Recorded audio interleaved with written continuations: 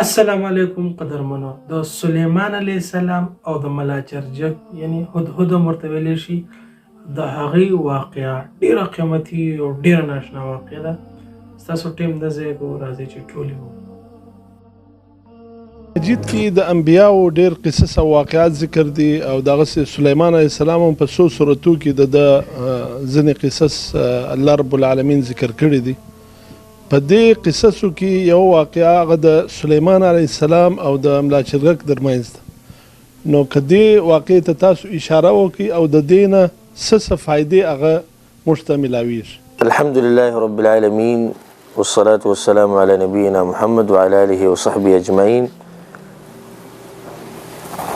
شیخ احسان الله صاحب د سلیمان علیه السلام د واقعې چې هغه د ملا چرګک سره ده د هغې باره کې تپوس وکړو او دې باره کې الحمدلله ما یو تفصیلي بیان هم کړی دی چې هغه په دې فیسبوک یوټیوب او په دې میلاویږي د ملا چرګک واقعه د سلیمان علیه السلام سره. په هغې کې ما تفصیلي فواید د دې راویستي دي او دا زه د هغه فوایدو تفصیلي فوایدو نه خو زه به ورته صرف اشارې کوم.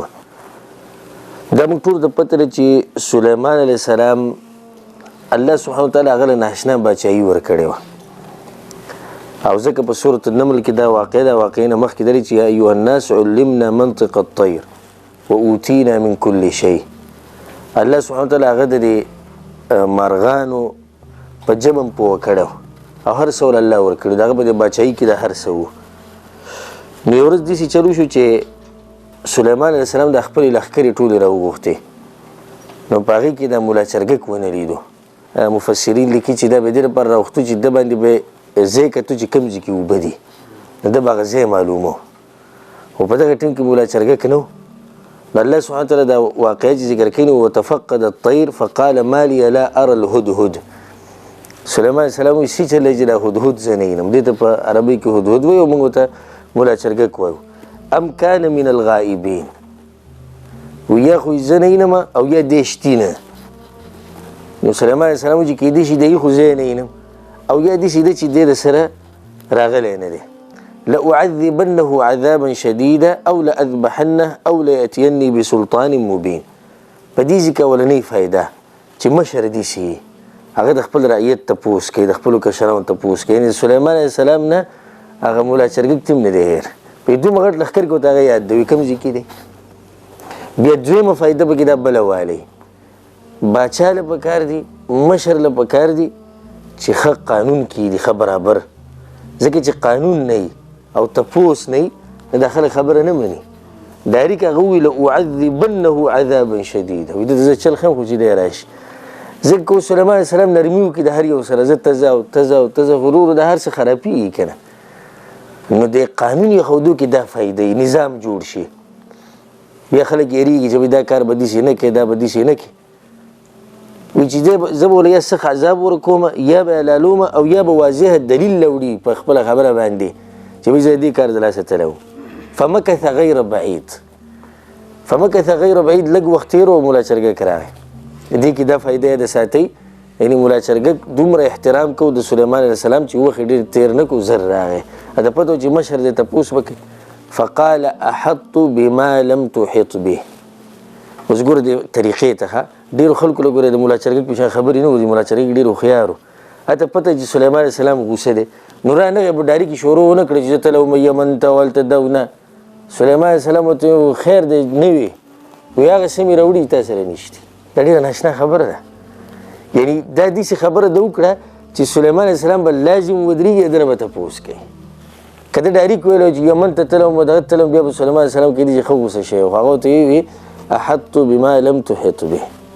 دې کې بله فایده خصوصا هغه کسانو ته کوم چې وایي چې رسول الله وسلم حاضر او ناظر دی او رسول سره علم الغیب دی هغو ته موږ وایو مولا چرګک په دې خبره پوهېږي چې د پیغمبرانو سره علم الغیب نشته نو هغه ورته وایي احط بما لم تحط به. ما سره هغه څه تا سره نشته. خو بیا ورته دا ونه وي چې یعنې ما یو خبره زده کړې ده راوړې مې ده یا لیدلې مې ده احط یو خبره مې راګیره کړې ده فالتو خبرې وی نه کوم هسې دا بله فایده والی. مولا چرګک هسې دغه نه نشر کوي چې بس چا نه اورېدلې لکه زموږ دا خلک چې وایي چا ویلي دي چا ویلي ما ویلو والا نه یو خبره ښه یقیني وي احط بما لم تحط به وجئتك من سبأ بنبأ یقین. ما وی د سبا ښار نه وی خبر راوړی دی خو یقیني دی بنبأ یقین. سلیمان علیه السلام غلی وایه څه خبره دی؟ انی وجدت امرأة تملکهم. دې کې بله فایده ده ساتي، دا ډېره ناشنا فایده ده. دا هدهد خو توحید پیژني، خو هدهد دا مولا چرګک غیرتیم دی ډېر.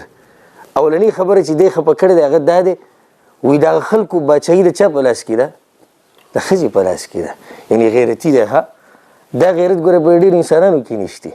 انی وجدت امرأة تملکهم. ته وګوره ښځې به باچایي کوله، په دې کې دا غیرت راوچت شو. ځکه دا ښځه چې ده بعض حالاتو کې دې ته مشرتیا میلاویدی شي چې د هغې خپل شروط دي، خو عامه مشرتیا دا په شریعت کې ښځې ته نشي میلاویدی. بیا مخې ته خبر روان وي چې انی وجدت امرأة تملکهم واوتیت من کل شی، الله ولا هر شی ورکړی دی، ولها عرش عظیم، او د هغې سره یو غټ تخت خچلې څه کړی دی، وجدتها وقومها یسجدون للشمس من دون الله. هغوی چې نور ته سجدې لګولې د الله نه علاوه. وزین لهم الشیطان اعمالهم فصدهم عن السبیل فهم لا یهتدون. شیطان ورته دا عمل ښایسته کړی دی. بس دې غیرت ته ګوره، الا یسجدوا لله الذي یخرج الخبأ في السماوات والارض. وی دوی هغه الله ته ولې سجدې نه کوي چې هغه د ځمکې نه چې سره وځي هغه یې راوباسي، هغه یې رازرغونوي، هغه الله ته ولې سجدې نه کوي؟ دا غیرت د توحید دپاره دا ګوره ډېرو مسلمانانو په زړه کې هم نشته، کوم چې د مولا چرګک په زړه کې و.